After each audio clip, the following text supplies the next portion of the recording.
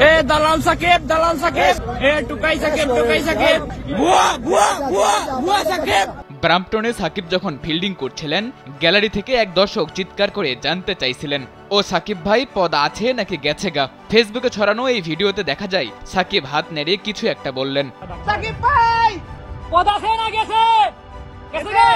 বৈষম্য বিরোধী ছাত্র আন্দোলনে শেখ হাসিনার আওয়ামী লীগ সরকারের পতনে যখন নতুন অধ্যায় শুরু হয়েছে, সাকিব আল হাসান তখন ব্যস্ত কানাডার গ্লোবাল টি-20 টুর্নামেন্টে। 7 মাস আগে সাকিব আওয়ামী লীগের সংসদ সদস্য হয়েছিলেন। দেশের বর্তমান পরিস্থিতি ও তার রাজনৈতিক দলের পতনে স্বাভাবিকভাবেই উদ্বিগ্ন থাকার কথা সাকিবের। 250-টিরও বেশি ডিজাইন অপশন নিয়ে ওয়ালটন স্মার্ট ফ্রিজ, বোঝে আপনার প্রয়োজন। কদিন আগেই এক দর্শকের সঙ্গে মাঠেই তর্কে জড়ান সাকিব। কোটা সংস্কার পরে বৈষম্য বিরোধী আন্দোলনে রূপ নেয়া ছাত্র জনতার বিক্ষোভে তার নীরব ভূমিকা নিয়ে প্রশ্ন তোলেন এক প্রবাসী দর্শক। সাকিব তার কাছে পাল্টা জানতে চেয়েছিলেন, আপনি দেশের জন্য কি করেছেন।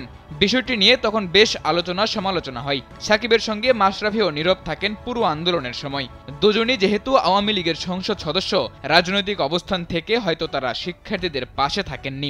দুই তারকার উপর তাই ক্ষুব্ধ হয়ে ওঠে ছাত্র জনতা।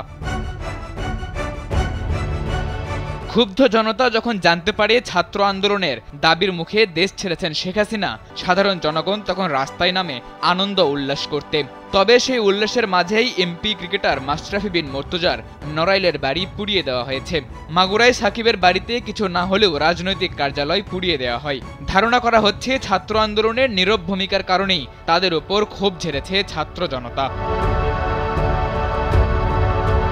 মাশরাফি বিন মুর্তজা অনেক আগেই ছেড়েছেন ক্রিকেট, তবে সাকিব আল হাসান এখনও খেলছেন জাতীয় দলের হয়ে। এমনকি দেশের এই পরিস্থিতিতেও সাকিব খেলছেন কানাডার গ্লোবাল টি-20। টানা ব্যর্থতার পর সবশেষ ম্যাচেই হয়েছেন ম্যান অব দ্য ম্যাচ। কানাডার গ্লোবাল টি-20 লিগ শেষ করে পাকিস্তানের বিপক্ষে টেস্ট খেলতে সরাসরি সেখানে যাওয়ার কথা সাকিব আল হাসানের। সাদাতুর রাফি, কালবেলা।